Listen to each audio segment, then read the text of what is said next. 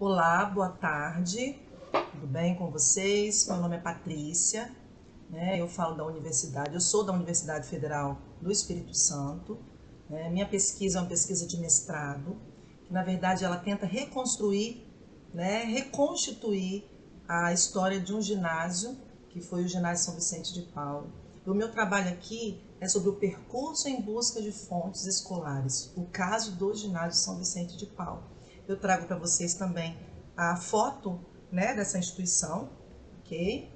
Então, assim, a nossa base é dentro da história da educação, Automaticamente, como base teórica, metodológica, a gente tem o paradigma indiciário do Ginsburg, tá? Então, para chegar ao ginásio, nós precisamos passar pelas fontes históricas. E automaticamente, quando a gente se depara com as fontes históricas de um ginásio, esse nosso ginásio era um ginásio que foi o segundo, a segunda escola privada, tá, da capital, Eu falo do Espírito Santo, a capital é Vitória. Então foi a segunda escola privada que funcionou de 1913 até 1971. Então automaticamente foi esse período de escola privada, porque após esse período a escola foi doada para o município. Então o dono, que era o Aristóbulo Barbosa Leão, doa a escola, que funciona até hoje como uma instituição municipal. Então o que nos chama atenção?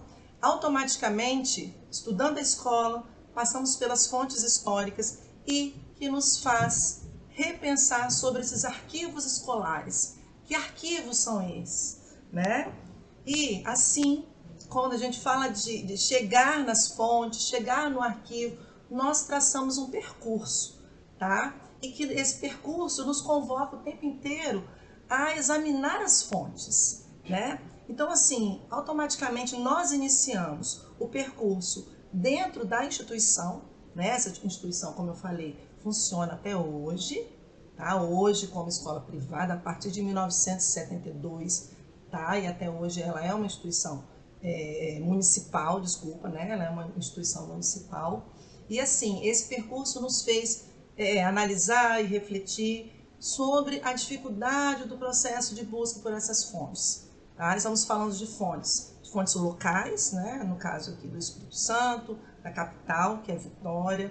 Então esse caminho foi um caminho iniciado dentro da própria escola e que nos fez descobrir pela primeira visita, automaticamente nós pensamos, poxa, uma escola com 58 anos, muita história ali, E quando a gente mergulha nas fontes, nós nos deparamos o quê?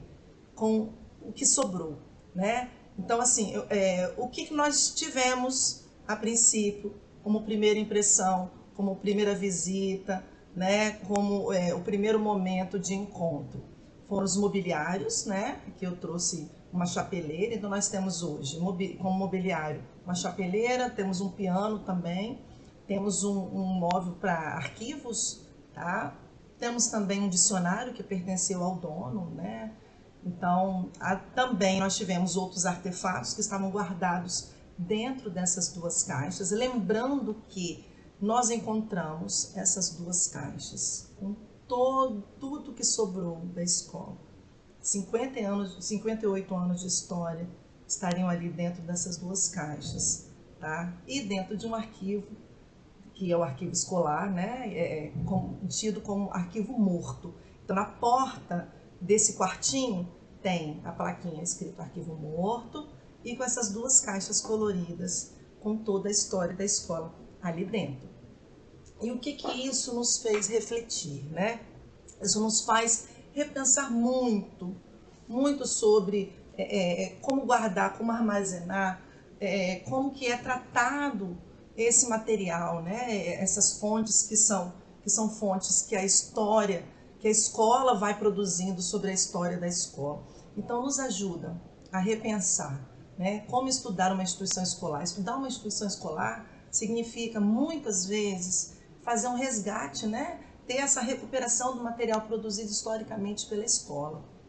Também para recuperar e reconstruir a história, que não há outra maneira a não ser através das fontes. Então nós precisamos das fontes para reconstruir essa história, tá? Essa história local, essa história que marcou determinado momento, marcou determinada sociedade. Como que a gente faz uma análise dentro dos muros e também automaticamente fora dos muros da escola?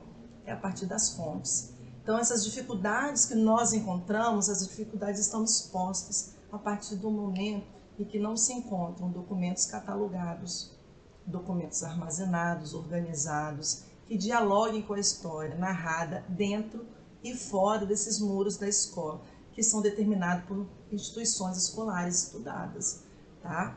E para tentar reconstruir a história e a memória de instituições como essa, é muito significativo estabelecer um planejamento, né? Então nós precisamos produzir reflexão, possibilitar a organização e a estruturação de ações de formação local, para que com isso aumentem as perspectivas de investigações e de conhecimento, tanto, né, da história da educação regional como da história global. A gente precisa abraçar. Se você consegue direcionar a história local, a gente automaticamente consegue fazer uma análise também de uma história global.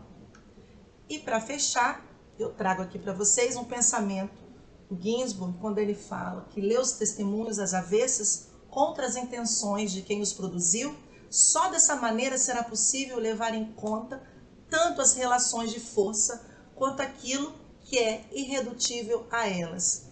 Então, assim, eu deixo essa reflexão com vocês, tá? Que a gente possa fazer realmente uma análise sobre o que como que está o percurso, né, das fontes e como estão, sim, né, os arquivos escolares. Muito obrigada, boa tarde a todos.